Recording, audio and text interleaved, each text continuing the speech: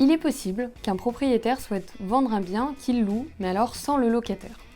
Alors deux possibilités, soit le locataire pose lui-même son préavis, il suffira alors de l'indiquer dans le compromis et d'annexer la copie de son congé, soit c'est le bailleur qui lui donne congé pour vendre.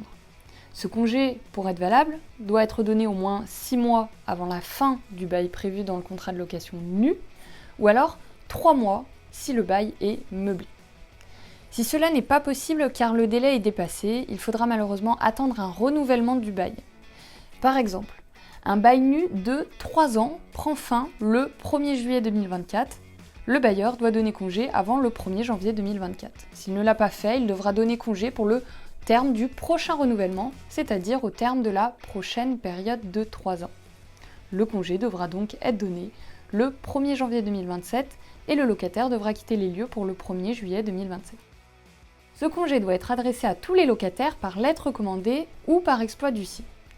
Sachez qu'il vous est possible de le rédiger sur MyNotary. Retrouvez la trame du congé pour vendre dans vos dossiers de vente dans l'ancien. Lorsque le bail est une location nue, le locataire bénéficie aussi d'un droit de préemption, c'est-à-dire qu'il est prioritaire s'il souhaite acquérir le bien que son propriétaire souhaite vendre. Le congé pour vendre donné au locataire doit alors comporter le prix, les conditions de la vente projetée et les 5 premiers alinéas du deuxièmement de l'article 15 de la loi du 6 juillet 89. Cette offre de vente vaut pendant les 2 premiers mois du délai de préavis. Première hypothèse, le locataire renonce à ce droit, soit parce qu'il laisse s'écouler le délai de 2 mois, soit puisqu'il renonce expressément par courrier. Il pourra dans ce cas être signé un compromis avec un tiers, et le courrier de renonciation du locataire devra alors être annexé à l'acte.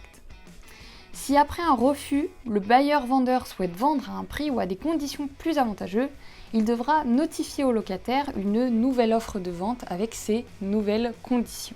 Deuxième hypothèse, le locataire manifeste sa volonté d'acheter. Dans ce cas, la vente devra être réalisée dans un délai de 2 mois ou alors de 4 mois s'il notifie son intention de recourir à un prêt. Si la vente n'est pas réalisée dans ce délai, le locataire sera déchu de tout droit sur le bien.